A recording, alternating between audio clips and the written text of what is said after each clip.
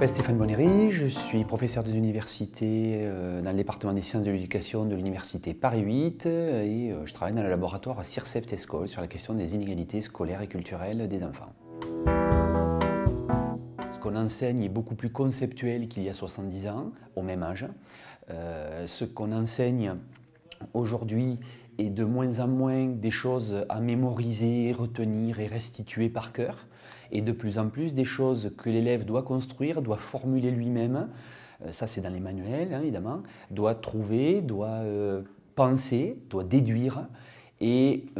cela implique en plus, troisième évolution dans les manuels, un travail de décodage de la double page auquel ils ont affaire, là où autrefois les informations étaient explicites, présentées les unes après les autres, et où tout était dit. Eh bien aujourd'hui, les savoirs sont à construire par l'élève, par exemple en comparant deux cartes pour voir l'évolution du territoire contrôlé par le roi, sont à produire à partir de l'étude de documents, de cartes, de frises chronologiques, d'œuvres d'art à étudier, de textes qui sont des témoignages d'époque. Bref, l'activité qui est demandée à l'élève est beaucoup plus complexe qu'autrefois. Ce n'est pas un problème, au contraire, que l'école intègre des questions, des conceptions plus compliquées qu'autrefois, puisque la culture humaine adulte est de plus en plus cultivée, de plus en plus complexe, il y a de plus en plus de notions qui sont disponibles. Donc que l'école prenne en charge cela,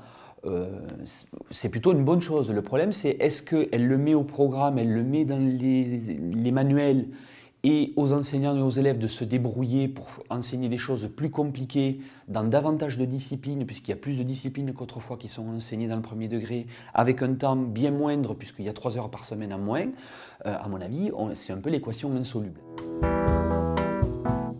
L'ordre des questions, qui est souvent un ordre où les questions de constat sont en premier, qui invite à interroger les élèves les plus fragiles, et c'est dans un second temps que sont posées des questions qui sont moins des questions fermées, mais beaucoup plus des questions ouvertes, de déduction, de mise en relation des informations précédentes, et qui amènent à ce qu'on peut appeler une division sociale du travail intellectuel dans la classe.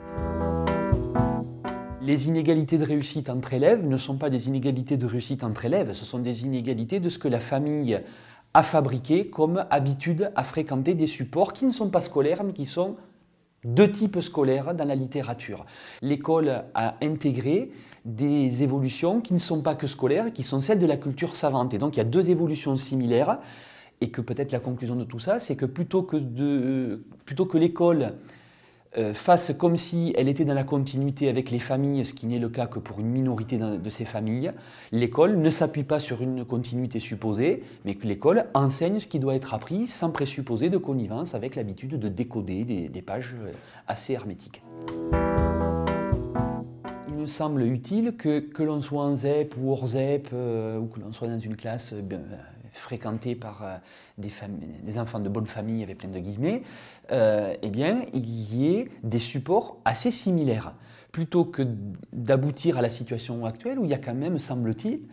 une sensible différence dans les instruments qui sont utilisés selon les contextes sociaux d'exercice des équipes pédagogiques. Donc fréquenter les mêmes supports, c'est aussi faire fréquenter les mêmes exigences. Sauf que ça nécessite du savoir-faire de l'enseignant et donc de la formation, du temps pour la réflexion, donc des moyens humains qui nécessitent une politique scolaire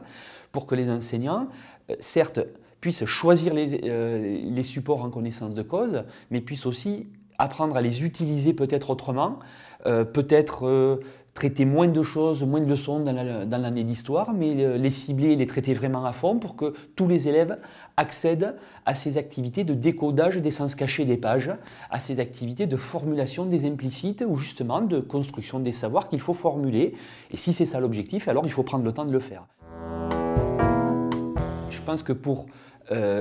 pas seulement vivre ensemble au sens de cohabiter, mais avoir un projet commun dans une société, il faut construire des repères communs. Et ces repères communs, c'est des savoirs, c'est des connaissances culturelles, les contes, la littérature, les savoirs rationnels de l'enseignement scientifique. Et ces repères-là, si on ne se donne pas les moyens que l'école, qui est la seule institution qui peut s'adresser à l'ensemble d'une génération, les construise, je pense qu'on se prépare une société très inquiétante avec des gamins qui chacun auront leur référence et ne partageront plus suffisamment de commun pour avoir un projet de vie politique ensemble dans un pays.